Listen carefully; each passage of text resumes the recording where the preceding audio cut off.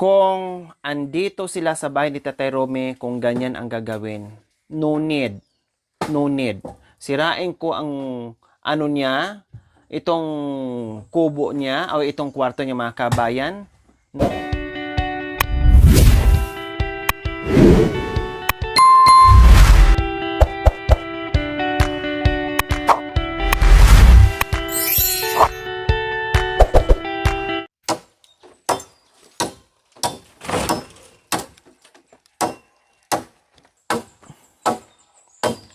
So ayan po mga kabayan, kanina pa kami dumating. Hinahanap namin dahil sarado ang kwarto ni Marwin. Ilang araw na yung mga kabayan, o linggo na siguro sarado yung kwarto ni Marwin. No? And then sarado naman ngayon yung kwarto ni Kuya Bintot. Ayan. Tapos kay Tatay Romy, sarado din. Pagdating namin dito, puro sarado ang mga kwarto nila mga kabayan. Tapos hinanap namin ng hinanap. Pati si Irap, pinunta na ni Irap doon. Yung pala, kasi sobrang lalim doon sa ibaba mga kabayan sa kabilang side. Nandoon pala si Tatay Romy, nagbalot ng uling. Nagbalot ng uling mga kabayan. Nung nakaraang araw, no, ay yung hitsura ni Tatay Romy, sobrang kawawa. Alam mo, yung bumalik yung dating buhay ni Tatay Romy mga kabayan. Laging ganyan yung damit. Kaya pala, nagbibihis kasi si Tatay Romy kapag yung nagtatrabaho mga kabayan. Para kasing uniform niya yan sa trabaho. 'Di ba? Tayo nagtrabaho sa SM, sales boy, sales lady, no? Sa opisina, no? Kailangan natin mag-uniform bago tayo makapasok sa trabaho natin. So, ganun din si Tatay Romy. Nag-uniform din. So, nakikita nyo po, akala nyo walang bihis. Bakit walang bihis? Marami namang damit, nagkaapak, marami namang tsinelas, sapatos, buta, and everything. Kompleto Ricardo siya mga kabayan. Lahat ng nakikita nyo ni Tatay Romy na hindi niya naisuot na akala nyo ay hindi nabigyan, akala nyo hindi natin binibilan. Kompleto Ricardos po yan. Kung halongkatin natin yung mga gamit niya dyan, baka magkapagtinda na siya ng ng bazaar sa mga gamit na ibinigay natin sa kanya. Masinop lang. Pag oras sa trabaho, suot niya yan, yung ganyan lagi, yung kanyang suot, no, pabalik-balik na akala natin hindi nagbibis. Kasi katwiran niya, bakit na magbihis siya, madudumihan naman din yung damit niya. Kaya lang po mga kabayan, tuwing dating ko dito, na si Tatay Romy may sustento. Si Tatay Romy maayos na ang bahay niya. May sustento na. No? Bakit ngayon? Para bang feeling ko mga kabayan, o hindi lang feeling, nakikita nyo, hindi lang ako. No? Tingnan nyo na yung tsura ni Tatay Romy, parang bumalik sa dati. No? Kung kailan na may kasama dito si Marwin, kung kailan na may kasama si Bentot, parang lalong kawawa ngayon. Luminis lang, no, nandito tayo palagi, no, naaasikaso ko in everything. Pero bakit ngayon mga kabayan, ano nangyayari ni Tatay Romy? Ano nangyayari kay Marwin at kay Kuya Bentot? Lalo na si Marwin po mga kabayan na inaasahan natin. Nung madalas kami nandito mga kabayan, na lagi ako nagre-remind, may mga kahoy, tambak. Natural, magpakapagod, no, maghanap buhay, and everything. Masaya tayo kasi gumagawa sila ng paraan na hindi nakaasa sa ayuda. Dahil ang ayuda ni Tatay Romy is ayuda nilang lahat. So, syempre, nagtatrabaho tayo, kailangan din natin kumain, matik, may tubig, may kahoy. Hindi naman pwedeng ako busy, kayo busy, tayong lahat busy. Pero hindi naman pwedeng irason natin yung busy kasi kumakain tayo, nagugutom tayo. O ano bang unahin natin? Siyempre, pagkain, kailangan dito sa loob ng bahay. Hindi na nila hanapin yung pagkain kasi binibigyan na natin. Kulang na lang natin isubo. Kahoy na lang sana. Kasi ang tubig, sinubo na rin natin.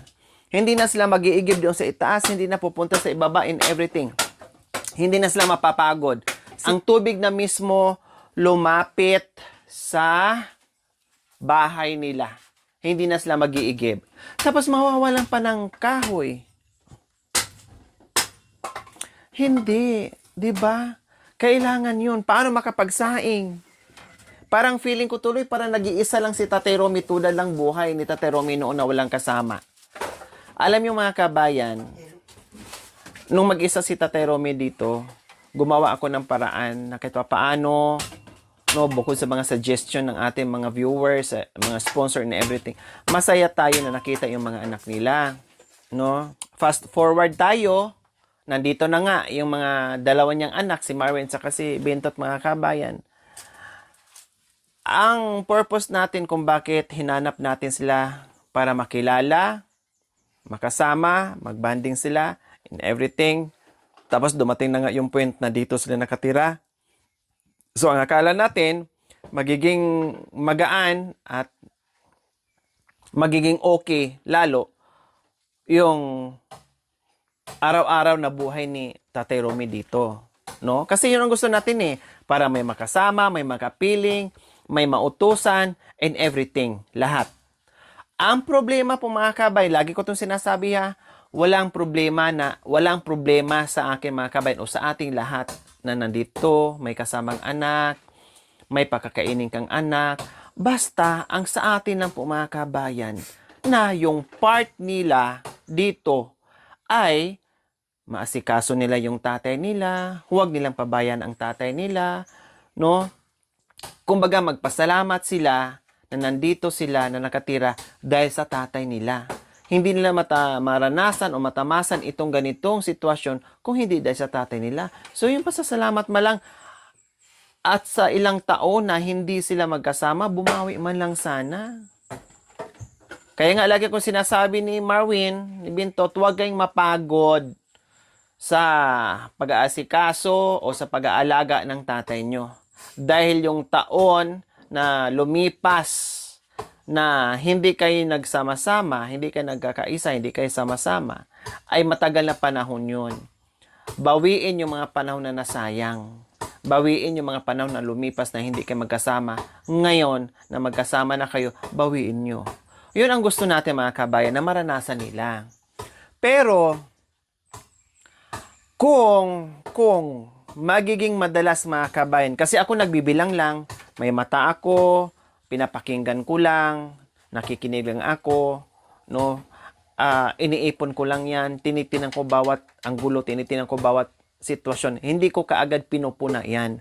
So, mayroon pa akong bilang 1, 2, 3. Pag more than that, mag-uumpisa na ako.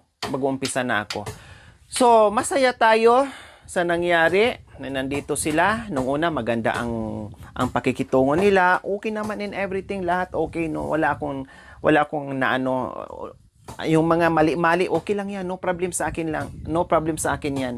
Ano lang yan, yung mga kalat-kalat, yung mga dumi-dumi, no problem, no? Saka yung mga bisyo-bisyo nila, kahit papaano nabawasan ko yan, na-control ko yan, no? Kahit si Bintot, so no problem, sige, hanggat kaya ko, sige. Magtuturo ako ng kung paano sila kahit papaano ay magiging okay.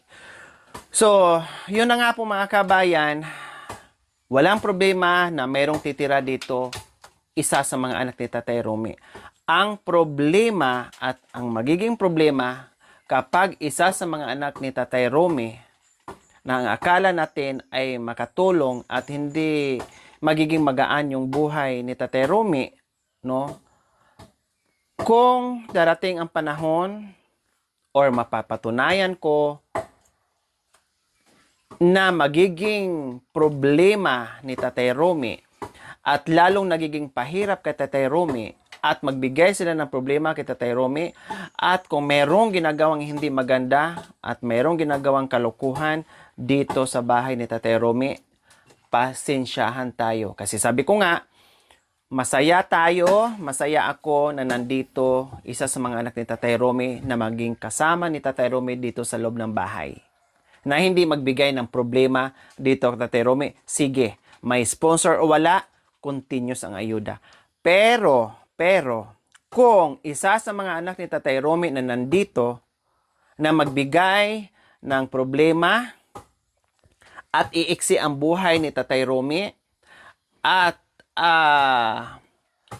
may mga ginagawang kalukuhan, abay, hindi na pwede. Kailangan mag-evict ako kung sino ang dapat may mapaalis dito sa bahay ni Tatay Romy. Kasi useless. Bigyan natin ng pagkain, lahat and everything. Ultimo tabako niya mga kabayan. Minsan mag-request ng wine pag mayroong mga occasion, may mga birthday. Mag-request ng beer pag may mga occasion, may party. Sige. Kasi pinagbawalan ko sila ng mga punta doon, punta dito, punta dito. Dahil para hindi lang mapasama sa mga anong bisyo o mapasama o mapariwara o mapabarkada, lasing doon, lasing dito, at iba pang bisyo in everything, etc., etc.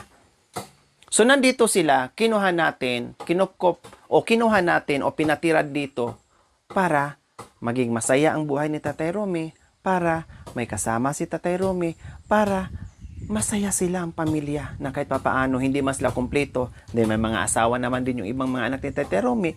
O sige, sila walang asawa, sige dito pwede, welcome. Masaya tayo, 101%. Pero paano nga ba? Ano bang purpose natin dito? Ano bang purpose ko dito sa pabalik-balik ni Tatay Romy?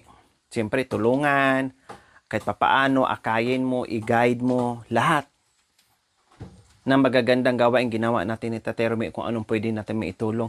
Pero, paano yung mga tinutulong natin, gumagawa tayo ng para mapagaan at maging maayos ang buhay ni Tatay Romy kung merong isa o dalawang anak ang magpapalubog at magpapahirap kay Tatay Romy.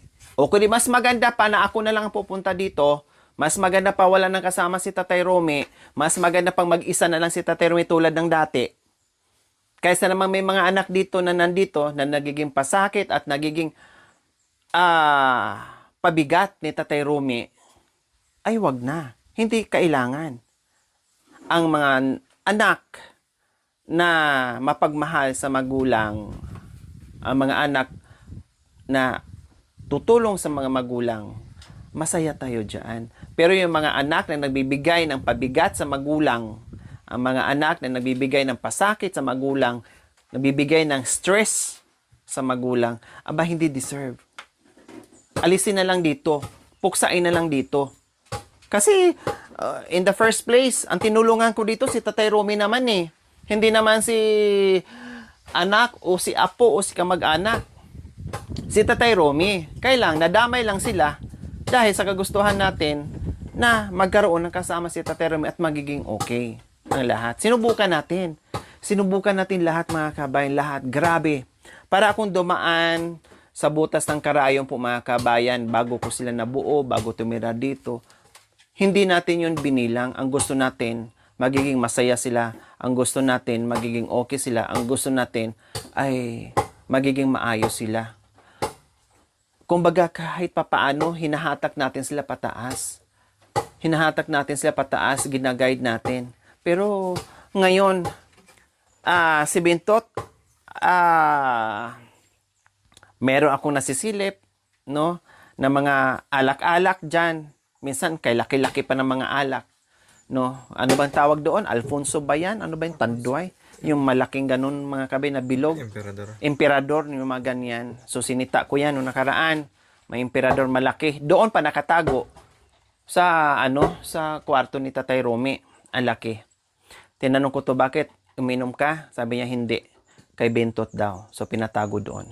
So, the following days, pumalik kami dito. Wala na doon. Basiyo na lang. So, ibig sabihin, yung malaking ganun ay dito. Sabi ko nga, baka mamaya, pati si Tatay Romy na imbis dati na hindi nakakainom ng alak, ay mapapainom ng alak. Dahil nakikita niya or natagayan na. Diba? Nangyari na nga. Nag-inumas lang 3 dito. Na video ni Marvin yon. Nag-inumas lang 3 dito. Matagal na panahon na hindi na natikman ni Tatay Romy yun. And then, dito, dahil nakikita sila or tinatagayan, syempre, lasing na sila. O, tagay ka tagay. Syempre, paano kung hanapin ang katawan ni Tatay Romy at mapapasama sa kanila? Diba? So, si Marvin, hindi ko na rin nakita, ilang linggo na, no? Kasi, nagtatrabaho siya dyan daw. Puro turo lang dyan. Tapos nakita ni Mami din nung nakaraan mga kabayan na galing sa trabaho, kasama ang kanyang mga trabaho. Yung ibang mga kasamahan niya dito dumaan. Yung ibang kasamahan niya, doon dumaan, lumihis ng ibang daan, hindi pumunta dito kasi alam niya na nandito ako. No, alam niya nandito kasi alam niya na marami akong mapupuna at sasabihin sa kanya. So sabi ko, o sige, nagtrabaho, no problem. Sige, magtrabaho. Ang tanong, nagtrabaho nga ba? No? Ang tanong, nagtrabaho nga ba? Kasi imposible naman yun, nagtatrabaho, hindi umuwi dito.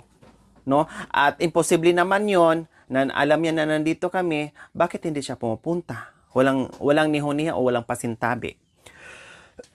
So, nung umakyat, nakita ni Mami D, nung umakyat, hindi dumaan dito, doon dumaan, nag-shortcut. Yung hindi daanan, naging daan. Naging daanan nila. Kasi, hindi na dito dumaan mga kabayan. Kasi alam niya nandito ako. So, ngayon mga kabayan, ako'y nagmamasid sa mga ginagawa nila. Ako'y nakikinig lang ako. Yung mata ko, yung isip ko, no, ay malikot kung ano sa mga bagay-bagay. No, sabi ko nga, si Marwin nagpakitang gilas nung bago pa dito sa bahay ni Tatay Romy, no? Sinusunod, minsan matigas ang ulo, sinusuway tayo ni everything, pero hindi ko nagsawa. Pinush ko ng pinush na nagiging para magiging okay mga kabayan. So, buhat nung minsan-minsan na tayo dito mga kabayan, no? At buhat nung umuwi siya ng ng Kamyas, no? Umuwi siya ng Kamyas, siguro mga 2 linggo siya doon. Tapos pagbalik dito ay hindi ko na alam. No, hindi ko na alam mga kabayan. Hindi ko na alam kay Marvin kung ano na nangyayari. And then may sinabi sa akin si Bintot, no?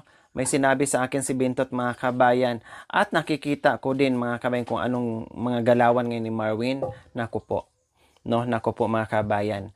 Kaya sabi ko, kung andito sila sa bahay ni Tatay Romy, kung ganyan ang gagawin, no need.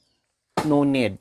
Sirain ko ang niya, itong kubo niya o itong kwarto niya mga kabayan, no? Sirain ko ang niya, baklasin ko, itabi ko yan, sirain ko tong kwarto niya mga kabayan. Kung mapatunayan ko, no, at hindi magbago ang isip ko sa mga ginagawa ni Marvin ngayon na hindi maganda, pasensyahan talaga kami. Talagang pauwiin ko siya kung saan siya galing noon. Bahala na siya kung saan siya galing noon. Hindi na siya minor. No, bahala siya. Kaysa naman nandito na maghagis o maghagis ng lagim dito sa bahay ni Tatay Romy na napaka pasama ang mga kasama niya dito, no need. No need mga kabayan. So hindi ako magvo-voice out muna kung ano yung ibig kong sabihin.